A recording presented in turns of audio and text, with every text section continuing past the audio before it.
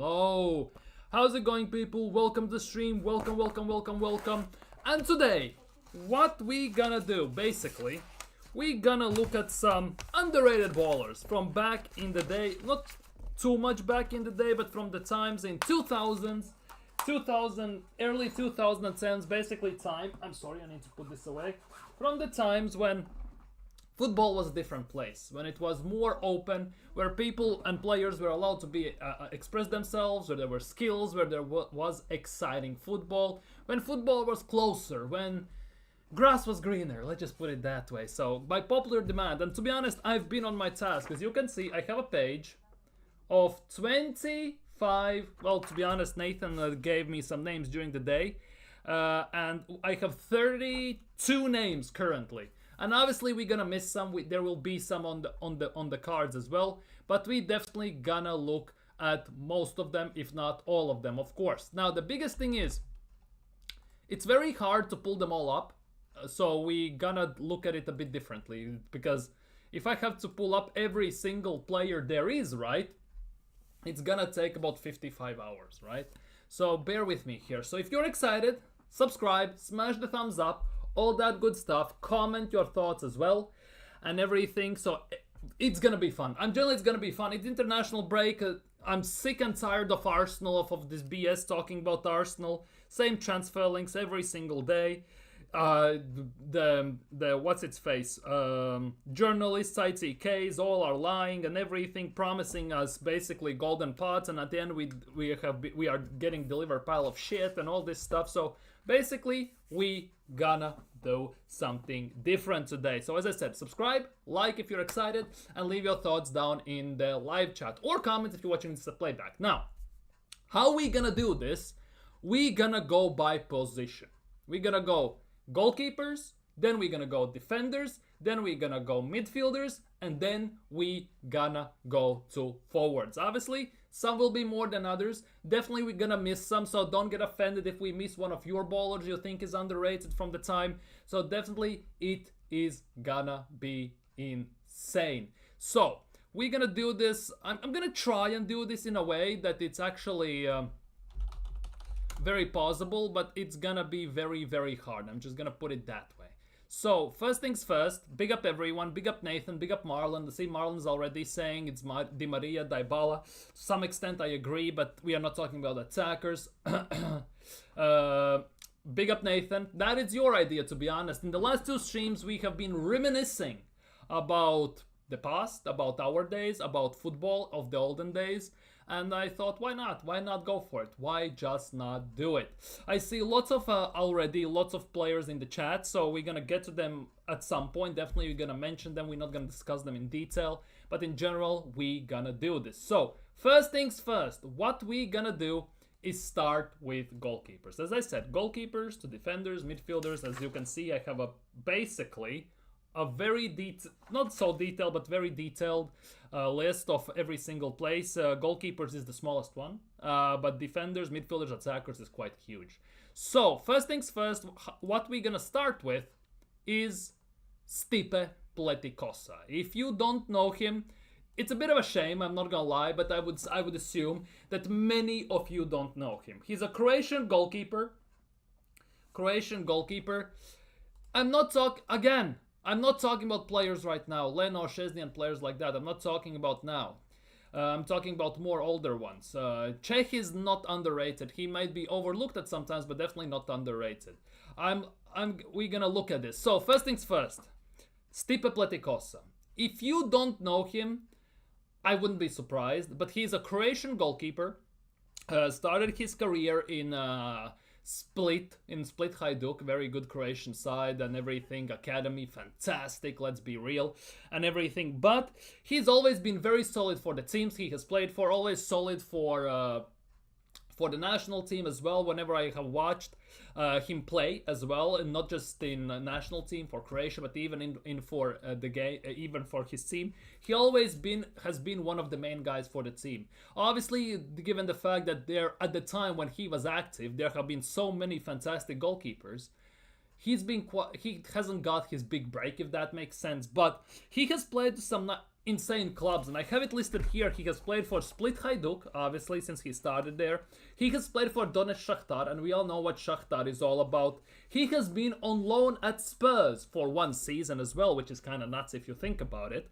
And then he has played for teams in specifically in Spain as well, Deportivo La Coruña. I remember that. I was watching him there. That was one of the most recent ones. And at the time when it was actually somewhat decent, I was watching the Russian league as well. And he used to play for Spartak Moscow and Rostov. And he was quite fantastic there, to say the least.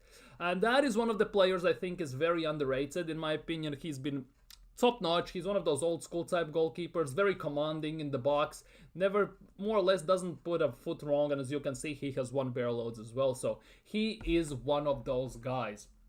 Marlon is saying Joe Hart. I wouldn't say so, although you could make an argument. Hugo Lloris for national team maybe, but as well not as much.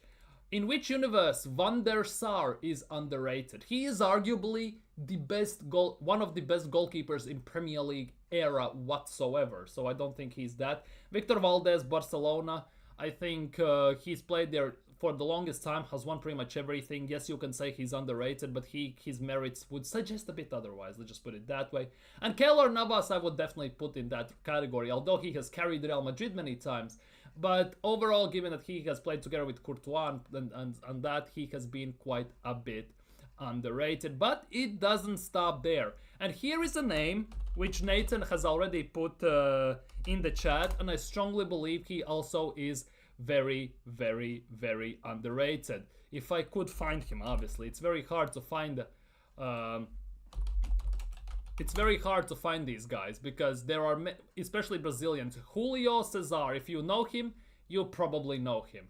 Obviously Brazilian, played for Inter Milan, Queen's Park Rangers and teams like that. He was fantastic. The biggest thing about he also has won treble with Inter Milan, so you would say, how is he underrated? But let's be real, he is in Brazil. So there is Dida. After that, there's Alisson, there is Ederson. They have been in front of him for pretty much all the time. He obviously is the goalkeeper who also conceded 7 in the infamous 7-1 Germany win against Brazil in Brazil. So in that regard, people obviously never talk about him because he was active as a goalkeeper at the time, obviously, when Neuer was in his prime, Casillas was in his prime, Buffon was in his prime, and since Buffon especially was in Serie A, obviously at the time as well, and there was Dida in AC Milan and everything, he was not the guy who was in the limelight at all. And that's why I think he's very underrated, because he has won pretty much everything you can imagine to some extent, and yet at the same time, people tend to forget about him when they talk about goalkeepers in that regard. So I would definitely put him, exactly, people never talk, exactly, better than most of the GOAT world-class keepers. He is better than many of those, let's be real. And it obviously, he played in Serie A a lot and everything, and people did not put respect on his name whatsoever. And that is also a big reason why I put him into this. And the next goalkeeper is also Brazilian, by the way, but here is Diego Alves. If you know, you know, basically. Because this goalkeeper was at Valencia at the time when Valencia was in massive issues, financial issues. Generally, the club was in a massive turmoil. However, he still managed to be fantastic. Obviously, injuries also ridiculed his career to some extent. And he always, at the time, was behind Julio Cesar. Obviously, after that, Alisson as well, and everything. But one of the biggest things which not many goalkeepers possess these days, which puts him into my underrated category, is the fact that he was an elite penalty stopper. Similar like Donnarumma to some extent. Because this guy on penalties felt like he was unstoppable. When he was in goal and you had to take a penalty against him, it felt there were nerves in strikers' minds, 100%. Because this guy, with his reactions and the way he was doing things, they were a bit unorthodox at times, but at the same time, he made it look somehow easy to many times. And obviously, like many goalkeepers, there were many penalties as well where he got to them, but just didn't manage to save them because the shot power from strikers were very strong. But definitely, Diego Alves, for me, is very, very underrated in that regard as a goalkeeper. Let's look at Diego Alves' penalty record, because this is one of those things why I included him into this, and he has actually quite insane stat in that regard. Because it says even here, Substack, Alves' current total is 44 stopped penalties out of 99 faced penalties. That is quite phenomenal, to say the least. 44 out of 99 faced. That is more than 40%. It's about 45% shot stopping accuracy. That is kind of nuts. He obviously says 43, but it's 44, obviously. But 44 out of 99 stopped penalties, that is very, very high end, very high top notch. And let's be real, most of the goalkeepers can only dream about having such a penalty stopping record. Let's be real. Let's generally be real. So that's why for me, he definitely is put in the in that category. Ochoa as well. Ochoa, he's Mexican. He played for Malaga. He played in Serie A for the team. I forgot its name on top of my head. But for Mexico, he has always been phenomenal. That's like 10 finger Ochoa. It felt like 100 finger Ochoa against Brazil. Remember when the World Cup was in Brazil? They faced Mexico and everything, and Ochoa was pulling out of a worldly save after a worldly save. That was actually insane when you think about it. And David De Gea as well. He is also, in my opinion, quite underrated. Let's be real, because as good as he was, and as loud as he was for Man United many times, you cannot help but feel that he was very heavily mistreated by Manchester United. And if you look at Manchester United's current goalkeeper situation, it's pathetic. And the way David De Gea personally is performing for Fiorentina is also out of this world. He is quite fantastic as well. You could say Pickford as well, but he has a bit of a bozo gene sometimes in him, so that for me is a big issue with him. Pepe Reina as well. Pepe Reina is one of those forgotten childs because he's Spanish. He is heavily Spanish, and he's always been behind some, obviously Valdez and Casillas more predominantly. He has been behind, and even when he got a chance, it was a bit 50-50. He used to play for, obviously, Liverpool, AC Milan, Bayern Munich, and obviously in Spain for Villarreal and teams like that. He has had quite fantastic career, if you ask me. And he always is one of those forgotten childs in that regard. Yeah, and De Gea was. Jan Sommer as well, to be honest. Jan Sommer gets overlooked, similarly like Samir Handanovic as well, ex-Inter Milan goalkeeper. Samir Handanovic as well, always fantastic for Inter Milan predominantly. At the same time, he's Slovenian. And for Slovenian national team, he could not play because in front of him is Jan Oblak. So arguably that also puts a big asterisk by his name, given the fact that it's a very big issue with him. The keeper Croatia had in 2018, Subasic, if I'm not mistaken. I think it was Subasic, right? Croatia 18 squad. I think it was Subasic. They had Livakovic, obviously, and was it Subasic or was it actually? Yes. See, they had Kalinic, who is quite awful. Subasic and Livakovic. Livakovic as well. He got quite fantastic move. Livakovic and Subasic, both of them are quite fantastic as well, if you ask me. Dude, if you think Casillas is underrated, just don't. You cannot just throw random names out there. Let's be real. There was a goalkeeper who scored Puskás winner runner-up. Yeah, there was one. That also, watching goalkeepers as well, scoring some goals, strikers sometimes even cannot perform. It's actually kind of nuts. There's also a goalkeeper in Brazil, right? He's retired right now, who took free kicks. And he did it with phenomenal accuracy as well. He scored quite a bit of them. Wait. Brazil goalkeeper, yeah, Rogério Ceni.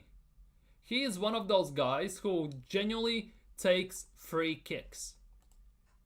That guy is actually kind of insane. Obviously, he's retired right now, but if you ask me, he has scored quite a few goals. All goals. How many goals has he scored? That's the biggest thing. He has scored 99 goals. Wait, is it conceded? I think it might be conceded.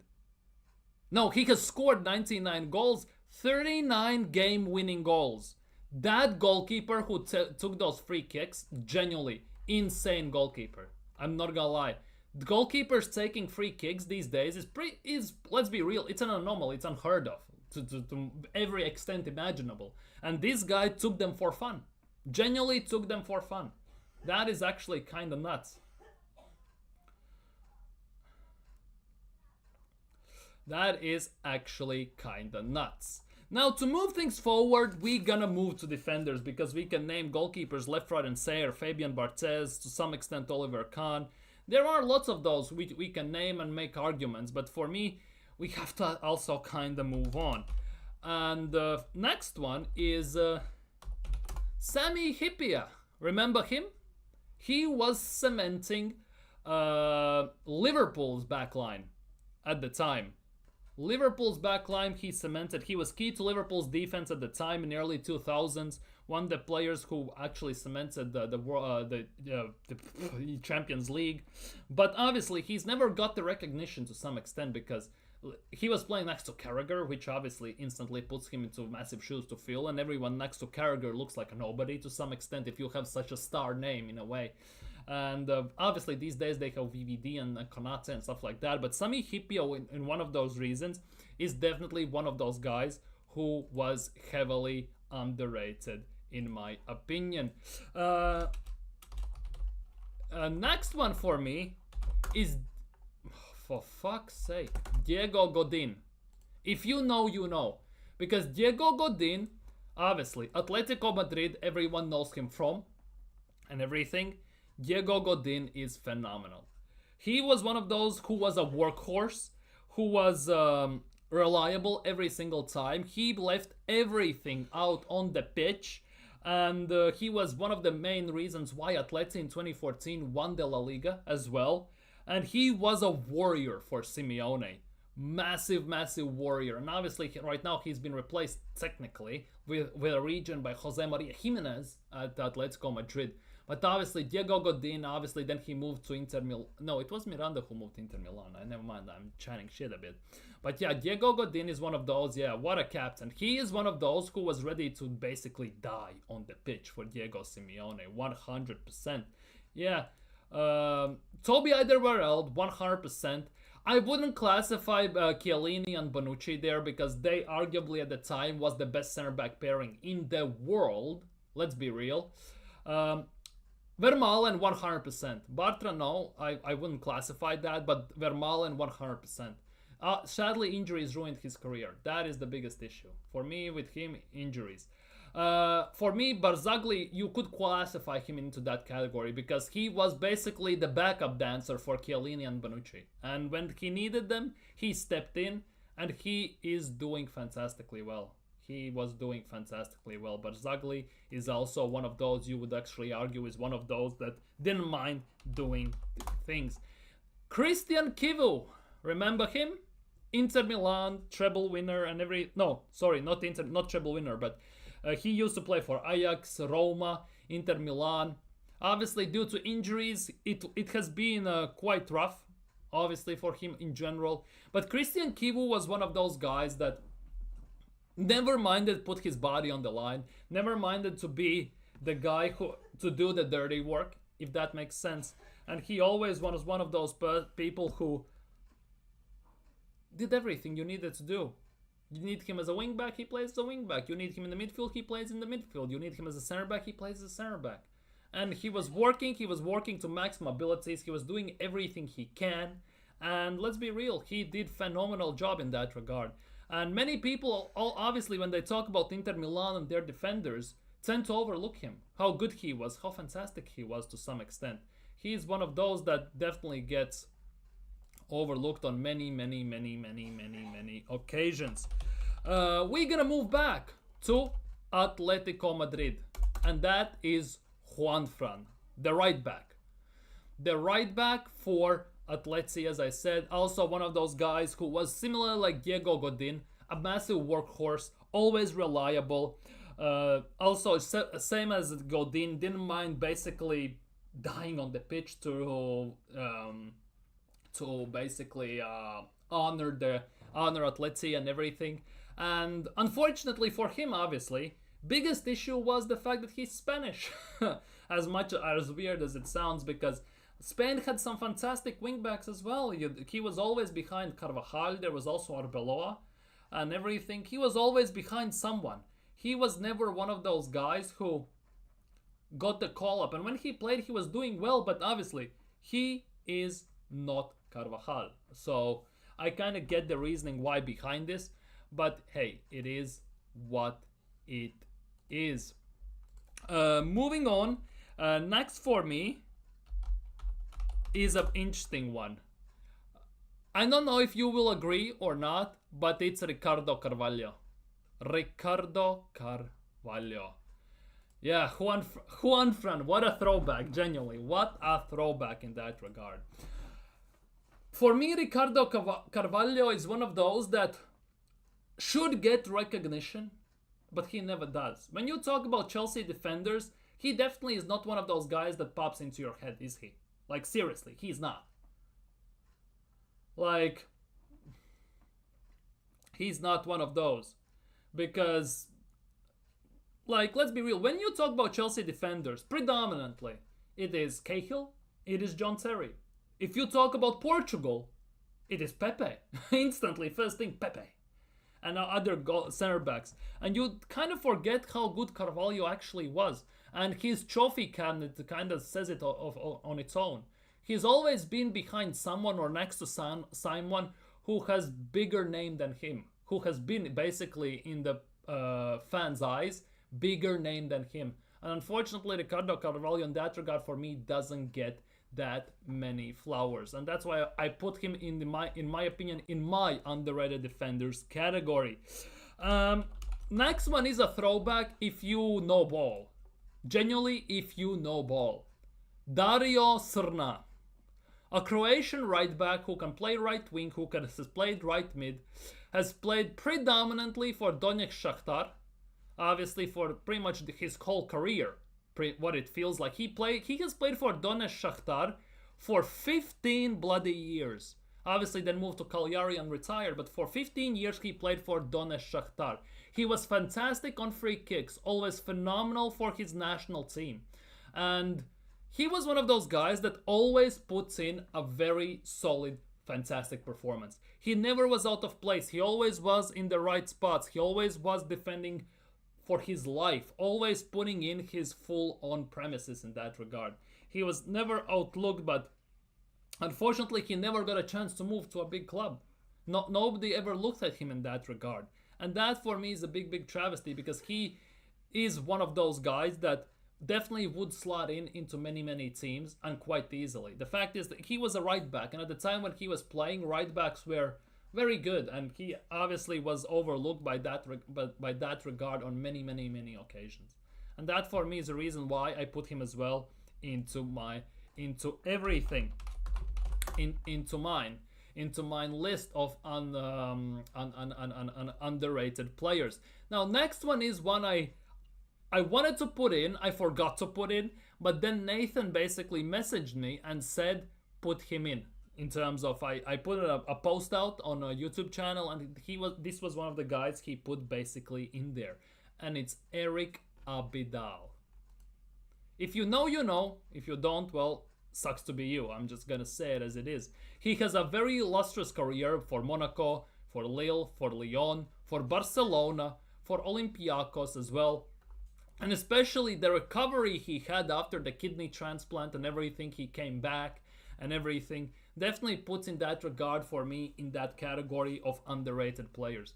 Because he always gave his all, never did anything. He predominantly center back / left back. He did everything, 66 games for his national team as well in that regard. And look, he has won UEFA Super Cup 2 times, French champion 3 times. He has won Spanish champion. He has been La Liga winner 4 times with Barcelona, FIFA World Cup winner twice, and 2 Champions Leagues to his name. When you ask basically anyone to name Barcelona defenders, Lyon defenders, Monaco defenders, of course, French defenders specifically, very rarely you hear the name Eric Abidal, because everyone names, for example, Desailly, Laurent Blanc. Uh, Obviously, there goes as well. What's its face? Varane, obviously, who is very successful career and everything. There have been loads of those, and Eric Abidal is one of those guys who slips everyone's mind. So that's why I wanted to put him in, and big up to Nathan for reminding about him and all this stuff. So he was quite fantastic. Now, looking at what you're saying about defenders in the chat, because this is my defenders basically done and dusted. We're gonna move on to midfield in a second.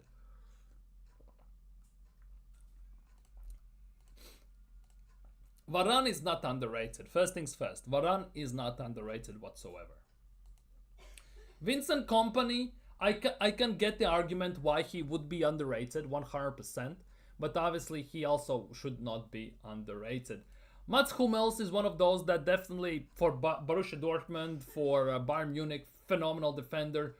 Tends to get overlooked many times, and I totally agree with that.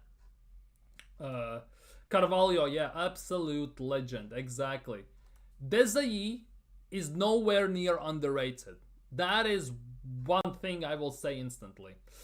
I would say that Zabaleta, together with Kolarov, for example, and also with Ivanovic, Bronislav Ivanovic, those three guys are also very, very underrated, because those guys as well get overlooked many times when you talk about some of the best defenders some clubs have ever seen, or even for their national team have you seen. Let's be real, being a Serbian like Kolarov and Ivanovic, it is very heavy, because you're not from a big nation, so you definitely will get overlooked unless you're a Chelsea fan, Zenit St. Petersburg fan, or a Man City fan and stuff like that, or something. You will not maybe name him as one of the wingbacks, as one of those guys that definitely know how to get the job done, who were fantastic going forwards, very solid and very good defensively, can play center back and can play wing back, good on the ball, good with free kicks as well, if we talk about Ivanovic and everything. There definitely are those guys who are very, very disappearing. Very, very disappearing from people's minds when we talk about them in that regard. So there are many, many names we could name still. Obviously, we cannot name them all, but those are the guys that definitely make my list. And I basically wrote this list just sitting and talking on top, just at work, on top of my head. I was just put down goalkeepers, underrated, this, attackers, this. Why? Because. And obviously, 100%, some of them skip my mind. 100%, and you will hopefully remind me of them. 100%, I really, really hope so.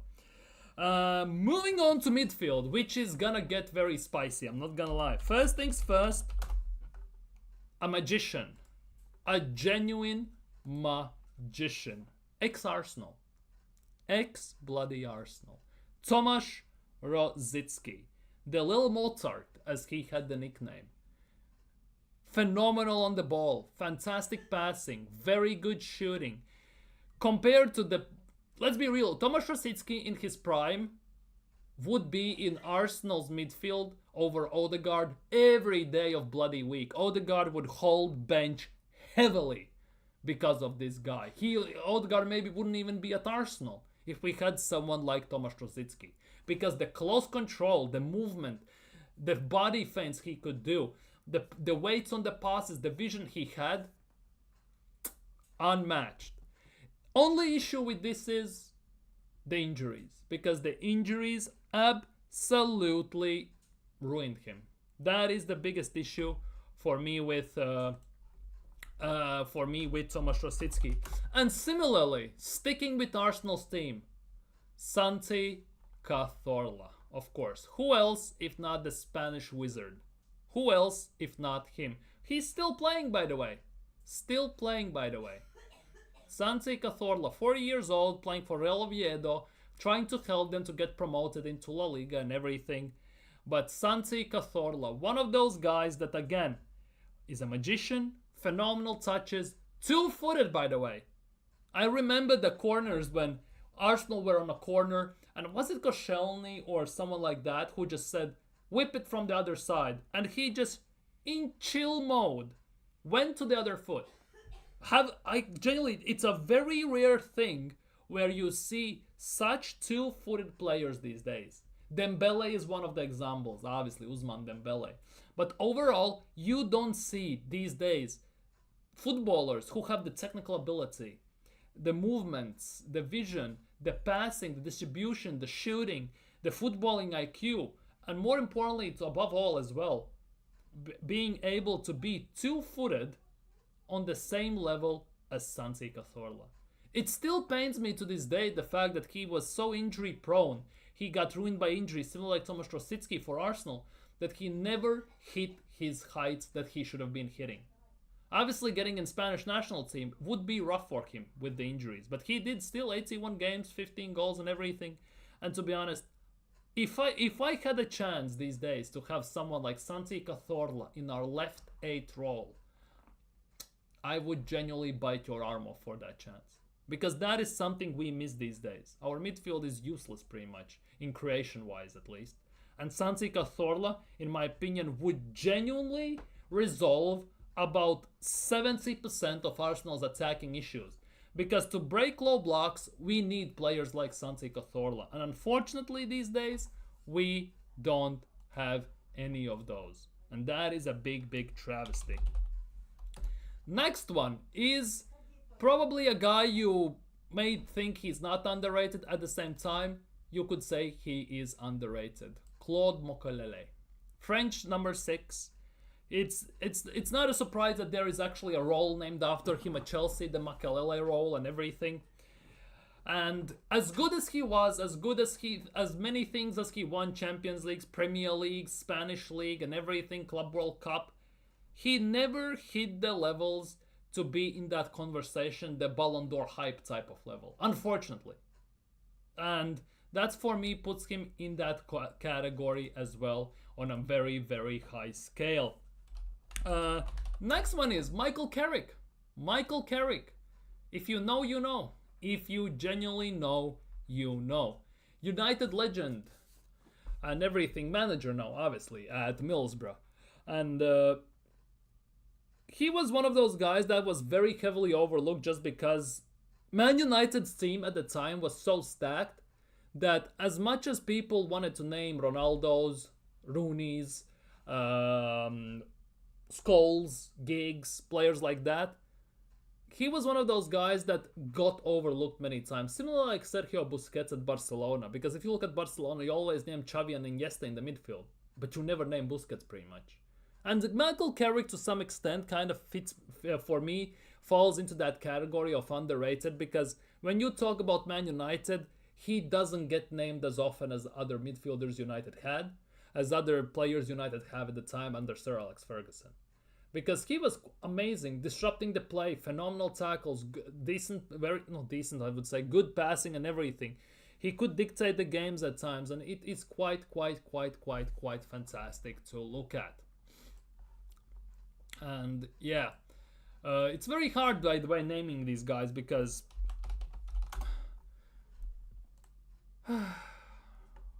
Wesley Sneijder,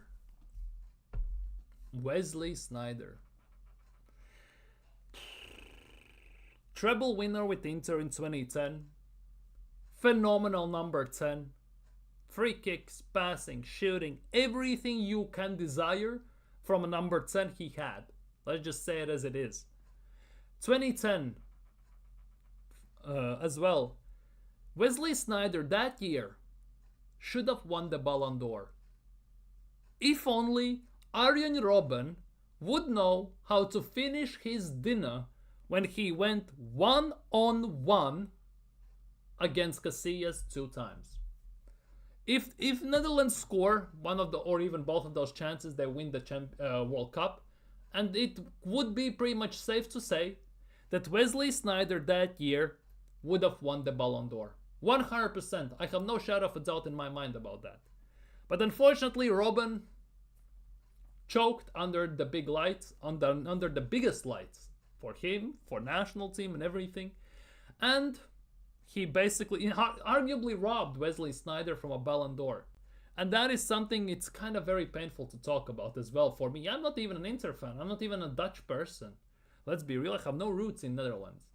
But that feels one of those things that got robbed quite heavily. Similarly, like in 2002-2003 season, when Pavel Nedved won Ballon d'Or instead of Thierry Henry. Same level, same situation. Let's just put it as it is. Same level, same situation, same stuff. And next one.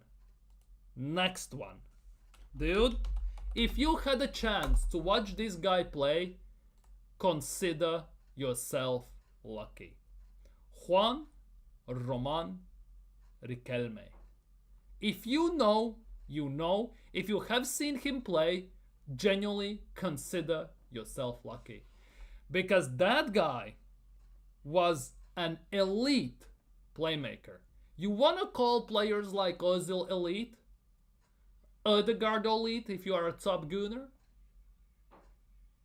Let's be real. George Hagi, he was phenomenal. Let's be real, very underrated.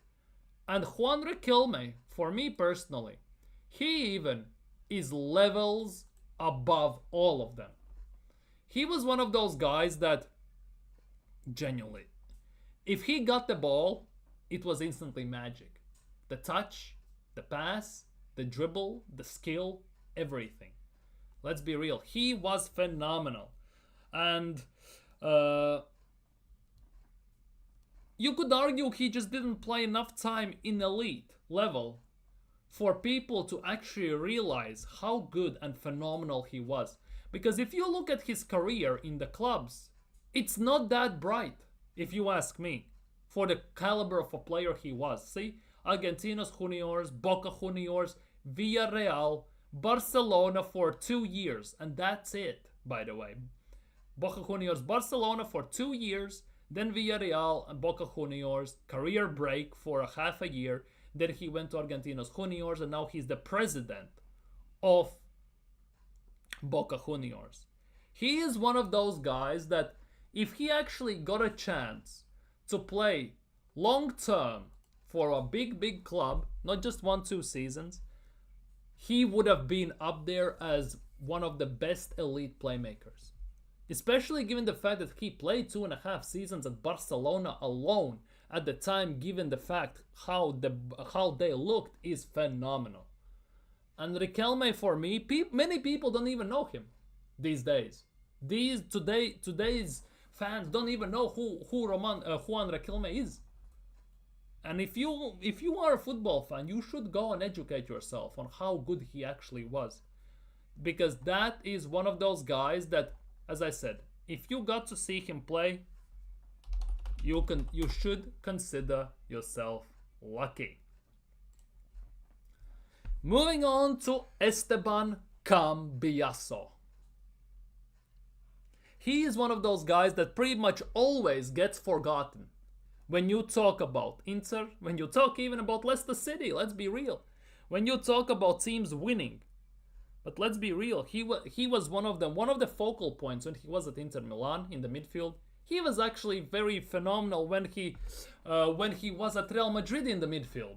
He is one of those guys that is just something different, something unique for the time, something that many people haven't seen almost whatsoever, if you ask me.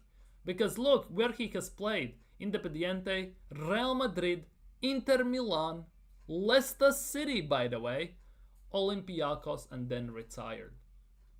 Like, if you think about it, this guy has won more or less everything. He won, as you can see, Champions League. He won FIFA World Cup, La Liga. He won UEFA Super Cup. 5 times Italian champion with Inter Milan. This guy was something genuinely different. He was something different. Exactly, Cambiasso. Don't even need to say anything. He is just that good. And as I said, he gets overlooked many times. You should go watch some games, because there are places where you can watch older games. You genuinely should go watch how Riquelme played. The passing and everything, the vision, the IQ of the game and everything. You should go watch, because that is thing of beauty. Because people like to rate today's footballers because they haven't seen the previous footballers. As good as some players are these days, Riquelme is 10 levels above everyone these days. Who are these days? Riquelme were 10 levels above them. That is the big thing. And now we move on to some suggestions, obviously from Nathan and everything. And here was one, Bastian Schweinsteiger. He even mentioned that. Same goes for Juninho as well. Juninho and Schweinsteiger. Schweinsteiger overall is very underrated for me.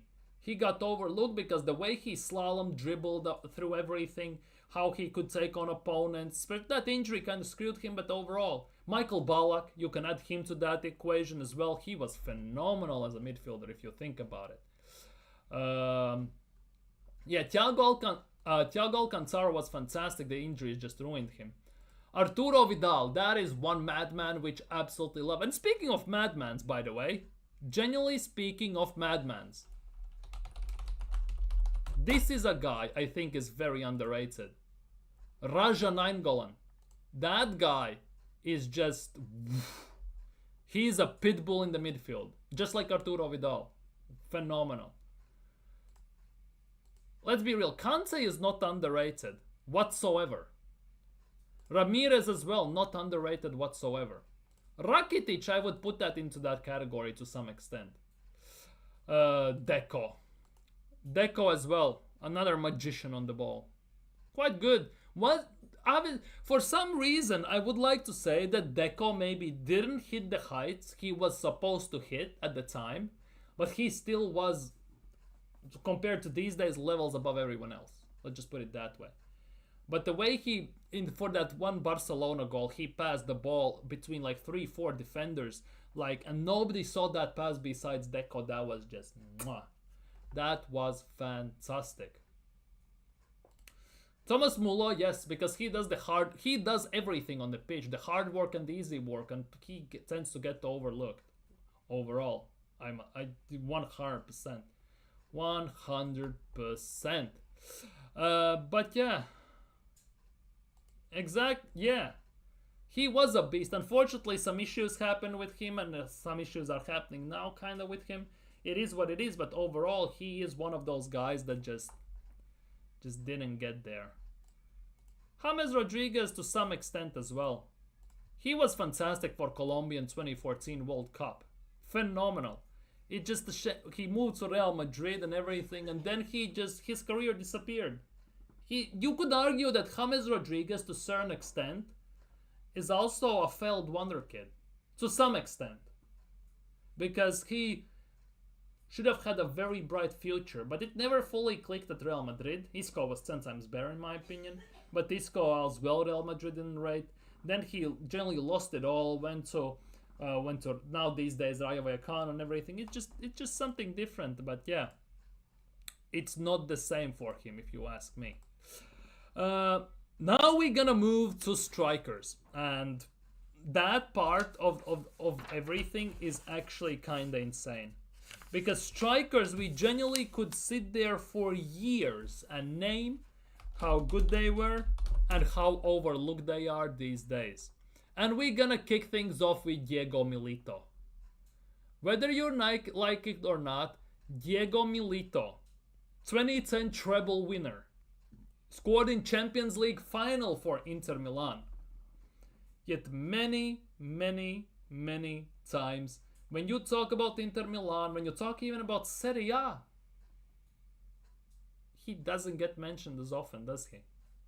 You usually get your usual prime suspects, obviously, like Zlatan and players like that, but overall, Diego Milito.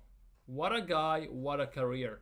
Because this guy was something different, genuinely. Look, Genoa, Real Zaragoza sounds weird, but Inter Milan, 5.5 years at Inter Milan, and won everything. Won the treble. Let's be real, winning a treble is something that I would assume many players dream about.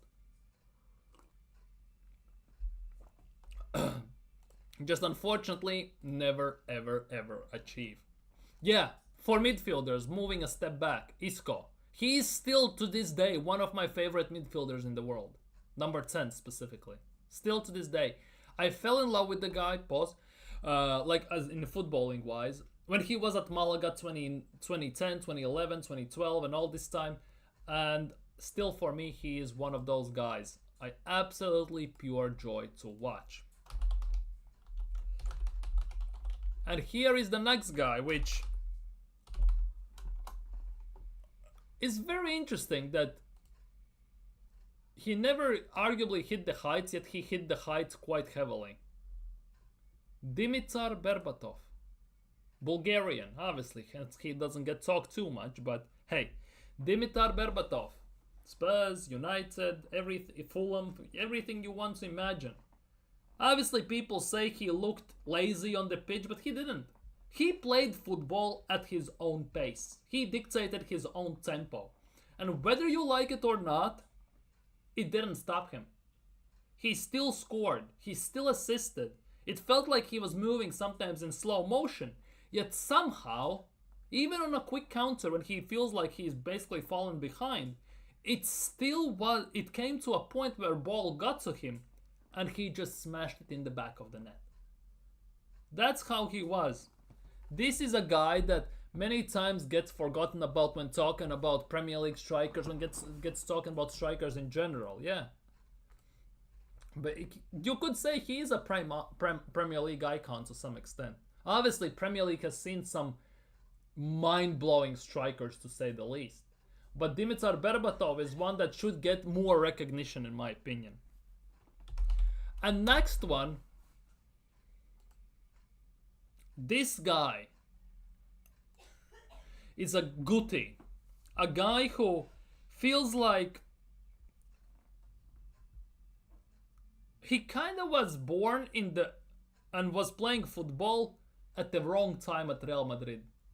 Either he was overlooked by the manager or what, it's a complete different story. But this guy, he was arguably one of the best passers you can imagine.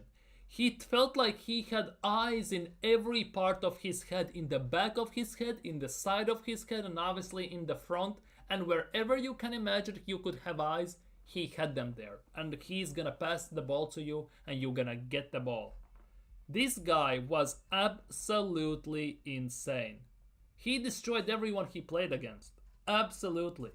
The issue with him, obviously the attitude, it was one thing, but obviously the biggest thing is that the fact that he always was in a position which was very unfortunate for him.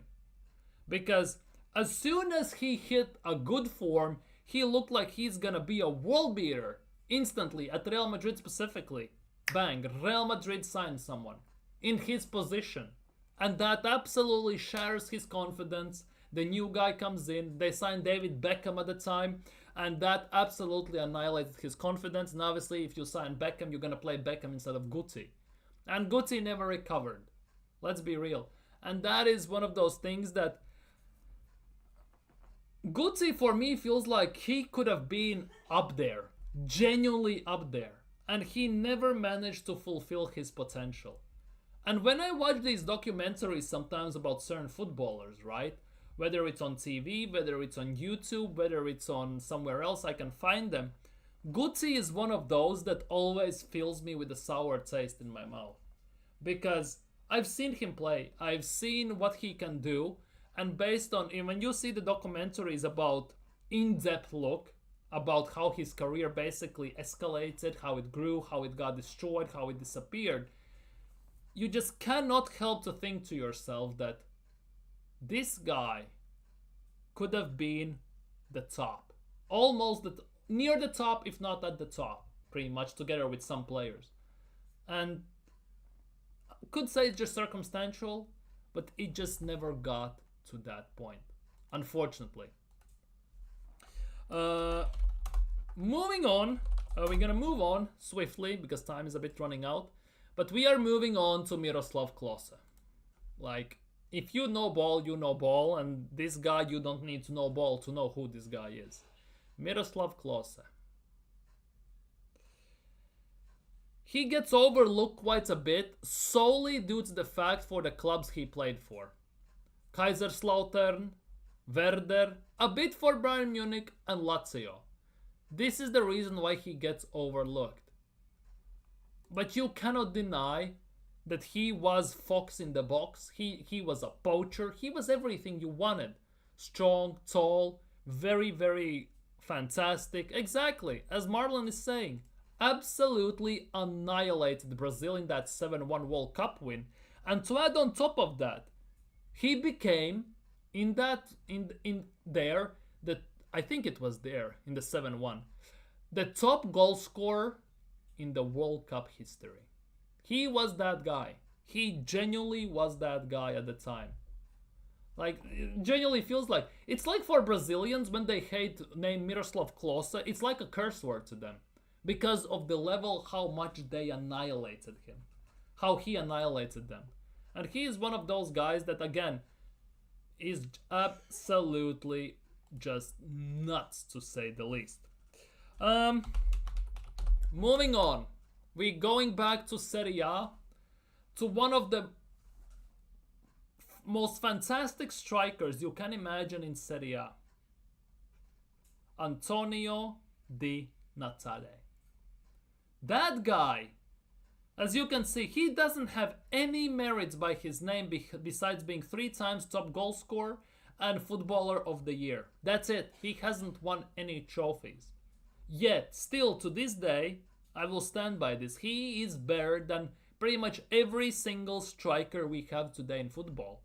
And the only reason why he didn't achieve the greatness, right, is because of his commitment to Udinese. Sole reason why. Because he didn't go for money. He didn't chase money like most of the players do these days. He wasn't going for the glory. He played football for the love of football, for the passion, for the excitement, for the love of the game. And as you can see, he joined from Empoli for 100 grand only. 100 grand for Di Natale. He joined Udinese in 04-05 season, and he played for 12 years at Udinese, never left, and always gave his all to everything. That is one of those guys that these days you will never see. As you can see in Serie A, 445 games, 209 goals, 68 assists. He is one of those guys that it was pretty much impossible to defend, to many reasons. He was almost impossible to defend. Yeah, exactly. He was a ball. He cooked AC Milan and Inter and Juventus. He was playing for Udinese, and let's not kid ourselves. If you haven't watched Serie A at the time, Udinese were a massive club at the time. Massive club. Obviously, these days they are not as big in terms of position in the table and everything, but they still are a massive club. And Di Natale played at a time when Udinese were actually quite fantastic, if you ask me. Udinese were actually quite insane. And hey, it's just a shame sometimes when how things work out, because this guy, you have to respect him. He didn't go for the money or the glory. He played for the love of the game. And you can see that. Next one, I think, doesn't need any introductions. Ricardo Quaresma. Portuguese right/left winger. 5-star weak foot, lol. Both footed. Skills, technique, abilities for days. 4 days. Flair to the maximum extent. If you need an epitome of word flair, you would see Quaresma's name next to it.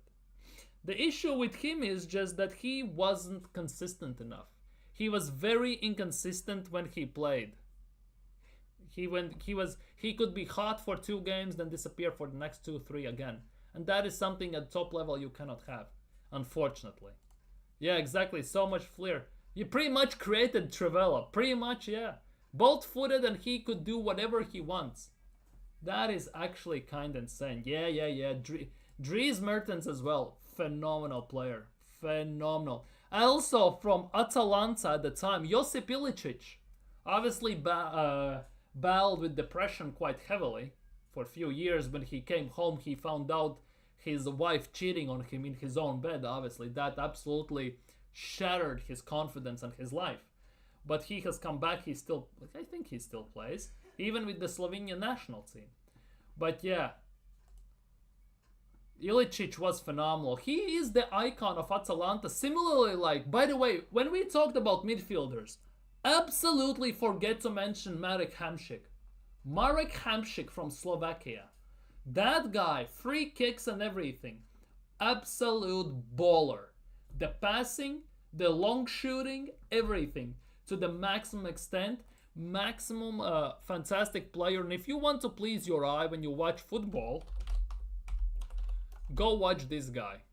Genuinely go and watch this guy. I know he's not a striker, but look at this. This guy was something different. Marek Hamšík. He has opened Hamšík Academy, obviously. He spent pretty much whole career at Napoli. 12 years at Napoli. But that guy was something unique. 82 assists, 100 goals in Serie A and everything. He was something that, if you wanted to watch, that is just something different. Exactly. Now you watch robots when you watch football. Like, I seriously, if you build basically a Dream 11, even from the players we have named today on the stream, those guys would annihilate the players we see today pretty much, most of the time. Let's be real. Absolute annihilation to maximum extent. Failed Wonder Kid is next. Hatem Ben Arfa. He feels like a failed Wonder Kid because when he was at Newcastle, he had so much promise. So much promise. Unfortunately, his attitude issues and everything got the best of him. So ultimately, he never reached the heights he should have reached. But you cannot deny how phenomenal he was. He was something different. Different gravy. Yeah, Samir Nasri as well. Fantastic player. Big up Mob, by the way. Massive. Balotelli, yeah, but his work ethic wasn't the greatest. That is the biggest issue with him. Now, if you have watched football sometime, you maybe know this guy. Aritz Aduriz. One of my favorite guys in La Liga when he was playing. He was a late bloomer. He spent 8 years at Athletic, right? Athletic Bilbao. But the guy was a late bloomer, if you talk to me. He was a late bloomer. He was overshadowed, obviously, by many Spanish strikers and attackers at the time. Like, obviously, we talk about here Morata. We talk about Aspas. We talk about these guys. But, look. As you can see, Aritz Aduriz, right? As you can see, 10 goals, 12 goals here or there. But then, he started his career, basically, in La Liga at Athletic Bilbao. He got a few, 2 at Mallorca, 2 at Valencia. And then, look, this is prime Aduriz. 14 goals, 16, 18, 20. And I kid you not, he did this when he was 34 years old. 34 years old. 34. He scored 16 goals, 3 assists as a starter in 32 games at 35 years old at Athletic Bilbao. Do you think any of today's strikers, obviously Lewandowski and Kane will be exceptions, could do it these days? Benzema has done it. Some of the top ones are doing that. But if you ask me, Aritz Aduriz wasn't a world-class striker. If you ask me that, for example, Benjamin Šeško, when he's 35, 34, is gonna go and bag 20 goals a season still, you would genuinely, I would put £1,000 on it that it would never ever happen in lifetime. Never ever. Never ever ever ever. Because let's be real, it would not happen. Just saying it right now. Moving on, Dirk Kuyt, however you want to pronounce it. This was from Nathan. By the way, Nathan suggested this, and to be honest, I agree to some extent. Quite underrated player. Quite underrated player in terms of what he could produce and what he produced. He was one of those guys who always was a solid 7 out of 10 game. Similarly, like for example, Nacho Monreal for Arsenal, very underrated player. One of the most underrated, if not the most underrated player in Arsenal in the last 20 years, in the Emirates era pretty much. Most underrated one for me is Nacho Monreal. Personally, because he was the guy who always did his thing, 7 out of 10 pretty much every single game, scored some important goals in the cups, never complained, always did his best of abilities, but always was overlooked by everyone pretty much. Yeah, Kuit was massive, exactly. And we are not even talking about Robben, Ribéry and all these guys who were massive at the time. Those were the top guys to some extent. And they just get overlooked. By the way, why we are talking about... So, Jesse Rodriguez is a failed wonder kid. I hope I spell his name correctly. Quagliarella. I think it's like this. This guy is something insane. Fabio Quagliarella. This is one of those underrated Serie A strikers. Have you noticed that most Serie A strikers are very underrated? Very underrated. He is also one of those. Spent a lot of... Obviously played end of his career at Sampdoria, obviously. He played for Torino, Juventus, Napoli. He has had a very nice career. But I think his prime has been at Sampdoria overall. And he's always been quite phenomenal, if you ask me. I really like watching him play. He can finish, he can score, he has a very insane, very elite type level movement off the ball and with the ball. And as you can see, he was at some... Look, he pretty much did nothing. Early days at Udinese, by the way. Did some double-digit goals. Then he moved to Juventus, did nothing, Torino. And then he goes to Sampdoria. 12 goals, 19, 26 goals, 7 assists. 26 goals, 7 assists. That was, what, 7 years ago. He was 35! 30 bloody 5 when he did that. 35 years old and he was doing this on the pitch. Just like Aritz Aduriz, late bloomer to some extent. 35 years old and you scored 26 goals. It's actually insane to some extent. Actually insane. Obviously, sorry. It's actually kinda nuts. They only talk about R9 in Serie A. Exactly, R9, Ibrahimovic, and players like that. Borini. Not Borini, what the hell am I talking about? The Swedish striker. Oh my god. Brolin.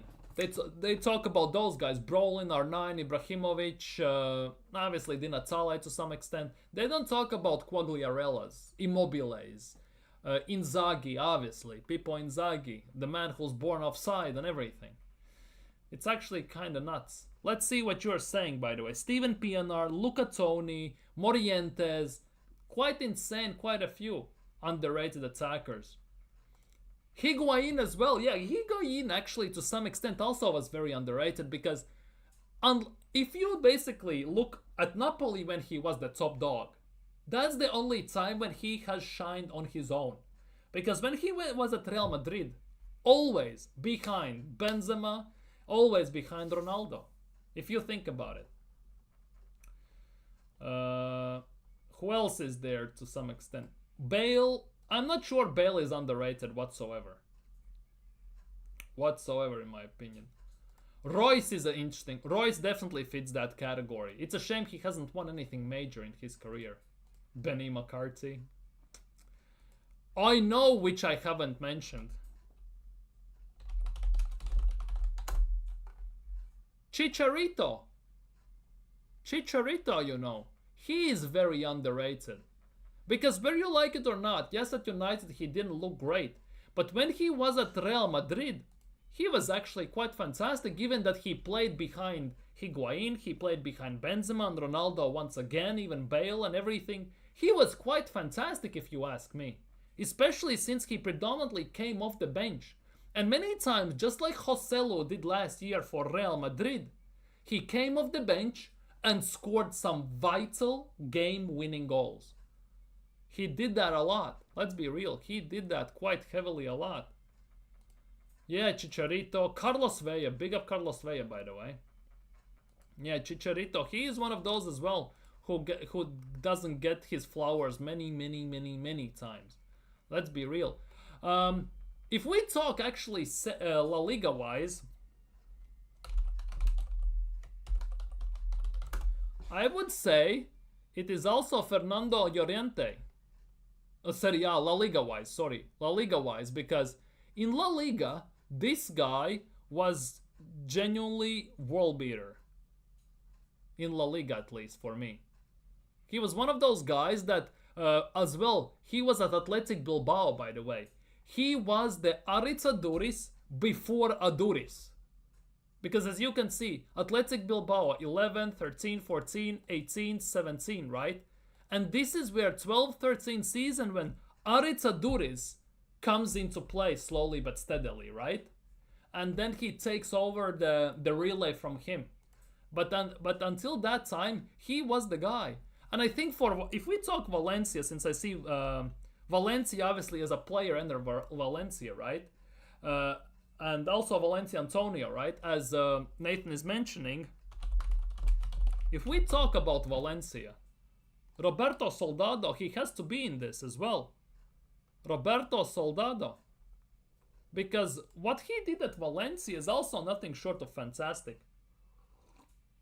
Especially at the time when Valencia had the financial issues and everything. As you can see, Valencia, 3 seasons only, right? 18, 17, 24 goals. 24 goals. Roberto Soldado, you know. And I think we can also agree that obviously I saw Marlon mention Pizarro, right? But we cannot skip on this guy, Roque Santa Cruz. Roque Santa Cruz. Champions League winner, you know, and everything. FA Cup winner. He's won 4 German Cups with Bayern Munich, 4 Bundesligas, 3 top goal scorers. Roque Santa Cruz. Especially he was at Malaga, by the way, at the time. He was on loan at Malaga at the time when Isco was balling and everything. Against the Champions League semi-finals against Borussia Dortmund. We cannot forget about him. Roque Santa Cruz. He's from Paraguay. And I wouldn't be surprised if maybe many of you haven't ever heard of him. I generally would not be surprised. Because that guy was elite, if you ask me, for what he was doing. Yes, I totally get that. I totally get it. You were 5 years old when he was balling out in semifinals of Champions League. Totally get that. I totally understand that. So there are lots and lots of ballers which never get their limelight, never get their flowers, and we tried our best, but see, we have a list here.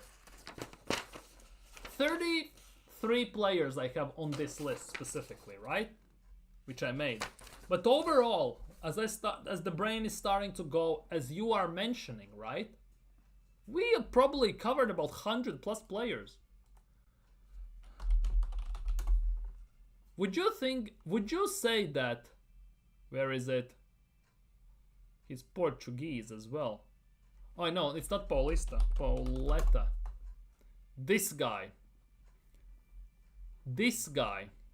Pauleta, has played obviously for Porto, Salamanca, Deportivo La Coruña, Girondins de Bordeaux, Paris Saint-Germain. I would say that Pauleta is one of those underrated guys. I would assume many of you haven't seen him play. I have seen him play only in his about 26 to like about 32 years old. I watched him play. He was actually very, very good as well. And I would say, in this equation, we have to put Ezequiel Lavezzi as a bit underrated forward as well. Lavezzi at PSG at the time, when they had Ibrahimovic and everything, was also a very big reason why they did things as they did, together with Jeremy Menez and everything, I would argue. So Lavezzi is also one of those that are a bit up there and a bit out there, if you ask me. Definitely. There are quite a few of these. Yeah, 100%. I would say Hulk is underrated. Obviously, he didn't play of any of the big teams, but he is up there. Robinho to some extent. Obviously, he ruined himself a bit, but hey, it is what it is to that regard. So, as you can see, there are millions of players like this. Millions. If you ask me, for example, I really want to put, for example, Gio dos Santos in this mix, but Giovanni dos Santos, but it kind of feels that he's a bit more of a failed wonder kid than anything. Because when he came up the ranks and he was phenomenal. He was the future, but he went to Spurs and everything, and his career died quite quickly as well. So I wouldn't say that he is the guy, but he's also a failed wonder kid to many levels. So I wouldn't say he's a bit underrated. He would be more of a failed wonder kid if you ask me. So there are quite a few of those. And if I would can't think and guarantee if we did this stream for another 2-3 hours, we would come up with name after name after name. Because, by the way, if I think many of you have seen him, will that be enough to find him? Because he was one of those Eidur Gudjohnsen, Icelandic striker. Eidur Gudjohnsen. He is also one of those guys that was very annoying to play against. He has had an insane career, how much he has traveled in general. But Eidur Gudjohnsen was one of those guys that he's an Icelandic legend, first of all. But he also, if I'm not mistaken, he was at Fulham, and he was also at another club in Premier League. I think it was Chelsea or Spurs. Yeah, he was at Chelsea as well for 5 years. He was phenomenal for them, I would argue. He was quite fantastic for them. He is one of those that also get overlooked quite heavily. Yeah, he played for Chelsea. Exactly, big up Nathan. He played for Chelsea for 6 years. He played for Chelsea, exactly. Eidur Gudjohnsen, that's why I remember him. Because I remember him at Chelsea. And I remember him at Bolton. For example, I don't remember him at Spurs. I generally don't remember. Obviously, it might be because I have blocked him out or something. But I don't remember him playing for Spurs, but he did. Obviously. But how, where, when, why, what? I have no idea. He played for Spurs for a season. He was on loan there. But I don't remember him at Spurs as well as it sounds. That is the big thing. You could put Jermaine Defoe in this category. Definitely. As well. There are quite a few of those. There are many of those, to be honest, that are underrated to many levels. And many positions. Obviously, we named just a few, but there are insane amounts. And let's be real. Pretty much every single underrated player we have named today, pretty much every single one, is better than the footballers we see today on the pitch. Many of those. Many of those. Because that was a simpler time for football. It wasn't, for example, so systematic, so robotic. Players had freedom. They were more free roaming. They were attacking. They were defending. It was more of a ping pong type of game, more or not. These days, it's all about basically, all about control, all about annoyance, and all about, I don't know what it is, but it's actually kind of nuts if you think about it. We could even do current underrated players. Yeah, these days as well, many underrated players. For today's football, the way it gets played, there are many of those as well. Many of those as well. Many. Just like underrated from those days, many for today as well. 100%. FA Cup predictions. Oh, bloody hell, we have FA Cup as well. Is it tomorrow? Sheffield are winning 2-0 against Coventry. Lyon are losing 3-1. Bochum are winning 3-1. What's its face are winning. Bayer Leverkusen are winning 3-1. FA Cup tomorrow. Fulham Palace, Brighton Forest. So I'm putting I think Fulham and Forest for tomorrow, and for the weekend and for Sunday. For Sunday, I know there are 2 more games on Sunday. For Sunday, I'm putting Villa. And I'm putting Man City. I don't know why, but I just have a feeling that Man City will get something out of the game. So basically, that's what I'm saying. I'm saying Fulham, Forest, Villa. That's for me. But yeah, I think for today I'm gonna end today's stream. If you haven't already, smash the thumbs up, subscribe, hit that bell and everything. Tomorrow it's back to regular action. We're gonna talk about Arsenal. We're gonna look at some things we missed today and some things that are gonna most likely come out tomorrow. But for today, that will be it. So take care, stay safe. Leave your thoughts down in comments below about some of your underrated players. Have a nice evening and see you very, very, very soon. Big up Marlon, big up Nathan, big up Mob, big up everyone. Take care and see you soon.